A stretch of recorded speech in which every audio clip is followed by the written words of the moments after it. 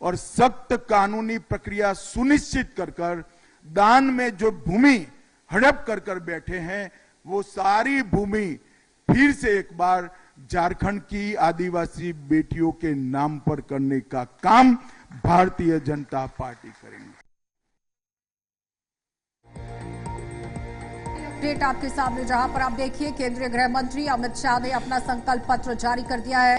झारखंड की जनता को यहां बड़ी सौगात दी गई है। सोरेन सरकार को घेरने की कोशिश की गई, कई बड़े सवाल उठाए गए। बीजेपी सरकार बनने पर यहां घुसपैठ को रोकने की कोशिश की जाएगी, लेकिन संकल्प पत्र में जो बड़ा दावा रखा गया, देखिए सबसे पहले गोगा दीदी योजना और युवाओं को रोजगार का वादा दिया गया है। आपको बताते चले कि 25 प्रमुख बिंदुओं का जिक्र किया गया है। आयुष्मान योजना के तहत 10 लाख का निःशुल्क इलाज आपको दिया जाएगा।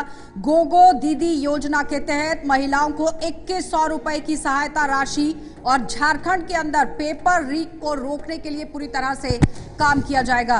लगातार हेमंत सरकार पर निशाना साधा गया है, लेकिन इस बीच में यहां पर आप देखिए अग्निवीर जवानों को नौकरी और 2.87 लाख युवाओं को नौकरी देने का वादा किया गया। शीतल, बिल्कुल, देखिए जिस तरह से अभी झारखंड के अंदर बीजेपी का संकल्प पत्र जारी हुआ है, उसमें सबसे प्रमुख जो 3 बड़ी बातें कही गई है गृह मंत्री अमित शाह की तरफ से, माटी बेटी और साथ साथ जिस तरह से जो बड़े मुद्दे इस वक्त झारखंड में बने हुए हैं, माटी बेटी और रोटी। यानी माटी का सीधे ये मतलब है कि जिस तरह से बांग्लादेश की तरफ से घुसपैठ हो रही है और आदिवासी लोगों की जमीनों पर कब्जा हो रहा है और डेमोग्राफी चेंज हो रही है। जी, झारखंड से ही हैं और हमारे संवाददाता है मनीष। जिस तरह से संकल्प पत्र जारी किया गया है, बड़े दावे भारतीय जनता पार्टी की तरफ से और सीधा निशाना हेमंत सरकार पर साध दिया गया है। सबसे पहले तो संकल्प पत्र जो जारी हुआ है उसको लेकर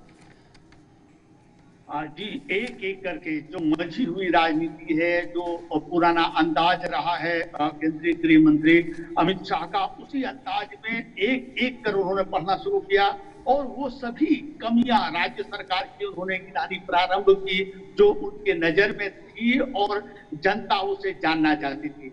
लगातार उन्होंने भ्रष्टाचार पर बोला, जिस तरह मंत्री के यहाँ पैसे पकड़े गए उस पर तरीके से उन्होंने राज्य सरकार को लपेटा है। जिस तरह से भूमि का मामला है उसमें सरकार को लपेटा है और कमियों को दिखाते हुए उन्होंने कहा है कि यदि भारतीय जनता पार्टी की सरकार आती है तो आने वाले समय में वो गोगो दीदी योजना के तहत महिलाओं को सम्मान देंगे, गैस सिलेंडर उन्हें देंगे, यानी अनेक वादे उन्होंने किया है।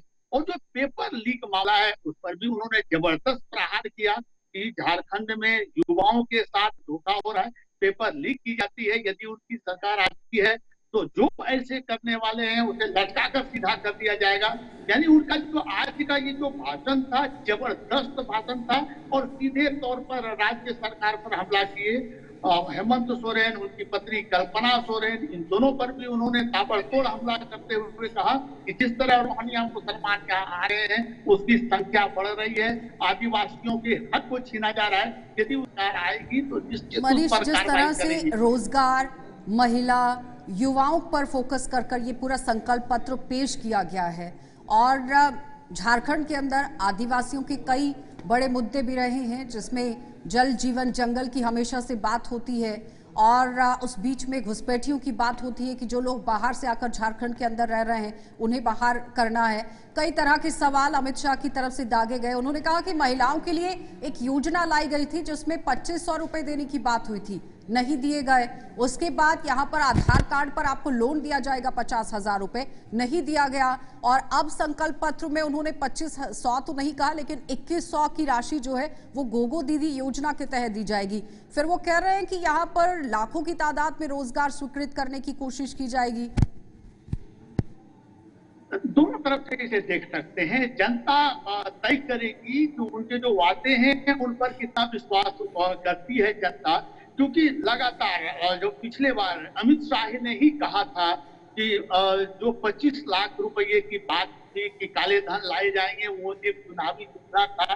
तो जो अभी सत्ता पक्ष है यहाँ हेमंत सोरेन एवं उनके सहयोगी, उन लोगों का कहना है कि जिस तरह 15 लाख रुपए हवा में उड़ गए, 25 लाख हवा में उड़ गए, इसी तरह जो दीदी गोगो योजना है ये भी हवा में उड़ जाएंगे, तो जनता से ये थोड़ा सा इंतजार करना होगा कि जनता। लेकिन मनीष, अभी जो जेएमएम की तरफ से और सरकार की तरफ से एक मैया समाज योजना शुरू की है और ये कहा जा रहा है कि बीजेपी उससे घबराई हुई है, महिलाओं को साधने का एक बड़ा प्रयास सरकार की तरफ से किया गया है, तो क्या ये काम कर पाएगा बीजेपी की तरफ से जो गोगो योजना की बात हो रही है? अच्छी तरह बिल्कुल, जो गोगो दीदी योजना ये चला रही है भारतीय जनता पार्टी की, दिन की सरकार आज की है, तो संकल्प पत्र में जो उन्होंने अभी बढ़ा है अमित शाह ने कि जरूर हम 2100 रुपया देंगे, लेकिन जो हेमंत सोरेन है या जो कांग्रेस पार्टी के नेता है, उनका कहना है कि पहले भी अनेक वादे बीजेपी के लोग ऐसे किए लेकिन उसे पूरा नहीं किया गया। दूसरा सवाल जो कल्पना सोरेन जगह जगह जाकर कह रही है कि महिलाओं के लिए सम्मान क्यों नहीं की, क्योंकि इसके पहले रघुवर दास की सरकार थी, उन्होंने महिलाओं के लिए ऐसी योजना क्यों नहीं लाई, ये सरकार ही लाई है। तो आरोप प्रत्यारोप, महिलाओं को अपने ओर करने का, मतदाताओं को अपने ओर करने का प्रयास किया जा रहा है। अब दोनों ओर से मनीष, अगर हम समीकरण को देखें तो क्या लगता है कि जातीय समीकरण बनेगा या मुद्दों को लेकर चुनाव हावी दिखेगा इस बार झारखंड के अंदर? जिस तरह हम लोगों ने ग्राउंड रिपोर्ट किया है, तो जनता मुद्दे पर बात करना चाहती है, विकास पर बात करना चाहती है। उनका कहना है कि जाति की राजनीति बहुत हो गई, जाति की राजनीति से देश का या राज्य का विकास नहीं हो सकता है, इसलिए मुद्दे पर बात की जाए, शिक्षा पर बात की जाए। ठीक है मनीष, बहुत बहुत धन्यवाद जुड़ने के लिए। तो फिलहाल इस बार झारखंड के अंदर मुद्दों पर राजनीति होगी और मुद्दों पर ही आम जनता जो है वो अपना वोट यहाँ पर कास्ट करेगी, लेकिन फिलहाल जब चुनाव होते हैं और रिजल्ट आता है तो किसके पाले में गेंद होगी ये तो आने वाला समय बताएगा।